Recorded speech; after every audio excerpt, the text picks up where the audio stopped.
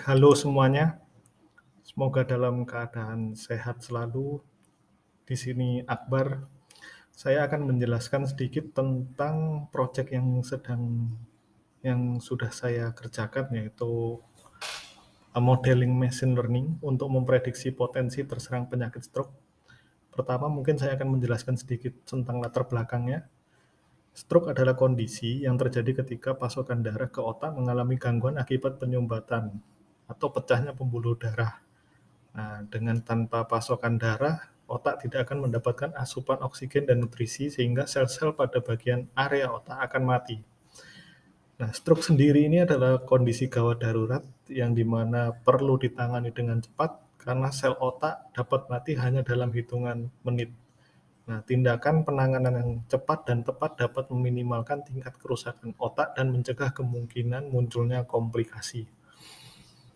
Di sini sebelum saya masuk ke bagian modeling, di sini saya siapkan sebuah jurnal pendukung yang saya dapatkan dari Jurnal Kesehatan Masyarakat Nasional dari Universitas Indonesia, di mana hasil dari jurnal ini melihat sebuah proporsi penyakit stroke menurut karakteristik sosiodemografi, proporsi stroke menurut riwayat penyakit, dan proporsi penyakit stroke menurut sindroma metabolik.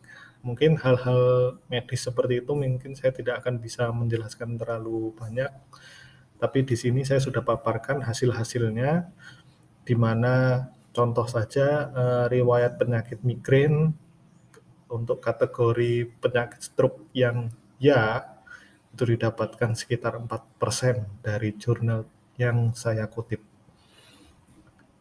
Baiklah, kita lanjut ke bagian dataset, di mana dataset ini berisi ID, gender, age, hypertension, heart disease, ever married, work type, resident type, average glucose level, BMI, and smoking status, serta output yang akan kita prediksi adalah stroke. Mungkin untuk penjelasan mengenai dataset sudah saya tulis di Medium, bisa dibaca untuk lanjutannya. Di sini metode yang saya gunakan, saya melakukan train test split, di mana test size yang saya pakai adalah 0,3 atau 30%, dan data train yang saya pakai adalah 70%, di mana data train memiliki data sekitar 3.577 dan dari data tesnya 1.533. Untuk sebelum masuk ke data preprocessing, saya akan mengajak pembaca untuk melihat unique value dari data yang bertipe kategorikal. Di sini juga sudah saya tuliskan, nanti ini mungkin bisa dibaca di bagian deskripsi dari video saya. Namun yang saya beri garis besar yaitu adalah di mana data ini memiliki karakteristik data imbalance yang nantinya akan saya lakukan balancing data dengan metode oversampling yaitu SMOTE. Dan yang paling penting lagi, di data ini memiliki data kosong di bagian BMI. Nah, di BMI sendiri kita lihat distribusi datanya adalah skewed, sehingga harus diisi dengan median. Dan saya akan menyimpulkan data preprocessing yang akan saya lakukan, itu salah satunya dengan teknik one-hot encoding untuk data yang bertipe kategorik.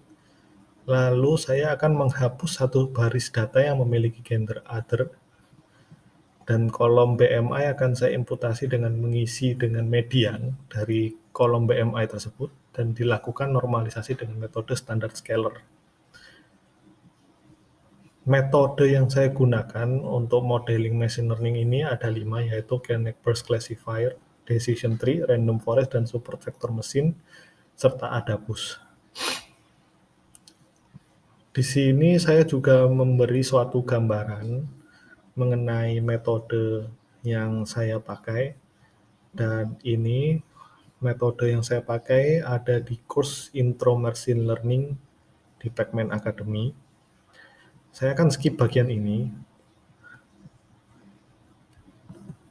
dan saya akan lanjut ke bagian eksperimen dan hasil yang saya dapatkan.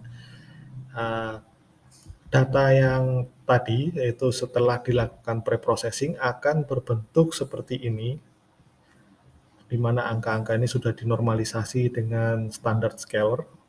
Lalu kita masuk ke baseline. Baseline adalah suatu target dari machine learning yang akan kita gunakan, yaitu kita anggap saja baseline yang dipakai itu dengan akurasi sekitar 95%. Penjelasan lebih detailnya nantinya akan ada di GitHub yang saya masukkan ke dalam tulisan ini untuk dicek lebih mendalam. Nah, dengan kita lanjut ke metode yang saya gunakan, di sini saya menggunakan KNN classifier. Saya tes di data train itu mendapatkan akurasi sekitar 95%. Dengan parameter defaultnya, dan saya lakukan lagi hyperparameter tuning menggunakan metode grid search dan didapatkan indikator seperti ini, dan akurasi yang didapatkan bisa mencapai 100%. Dan ini saya lakukan juga ke decision tree, di mana didapatkan akurasi 100% juga dengan parameter defaultnya, namun jelas model yang decision tree ini harus diatur di bagian max depth-nya, karena jika menggunakan max depth node, dia akan memproduksi tree semakin mendalam, sehingga saya batasi sampai max depth di angka 7 dan didapatkan akurasi di angka 84%.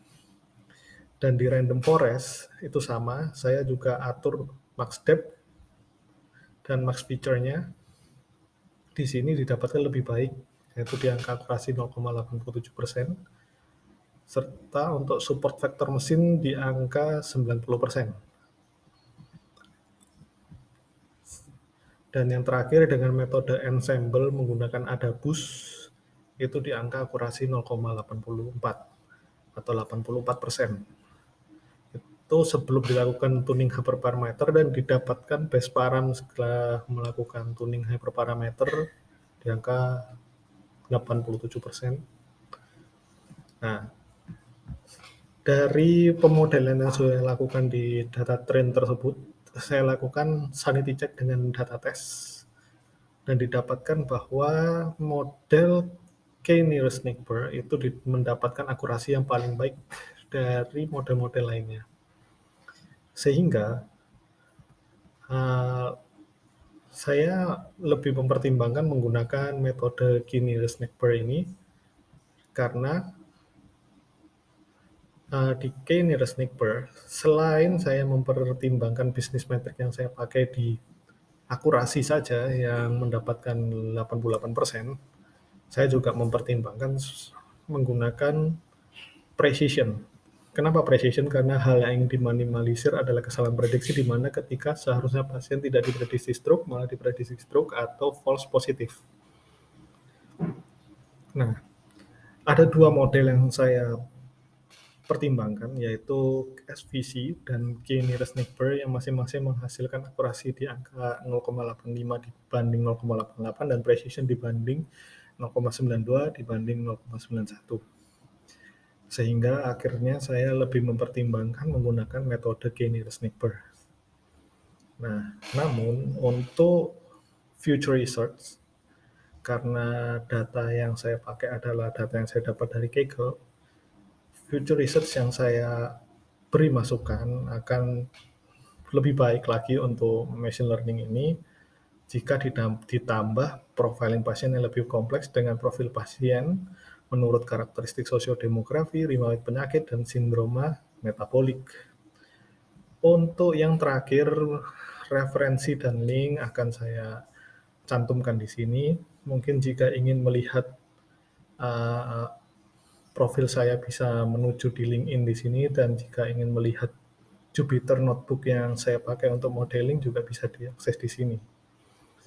Mungkin sekian dan saya berterima kasih jika sudah membaca tulisan ini, akan saya beri juga link di deskripsi. Selamat malam.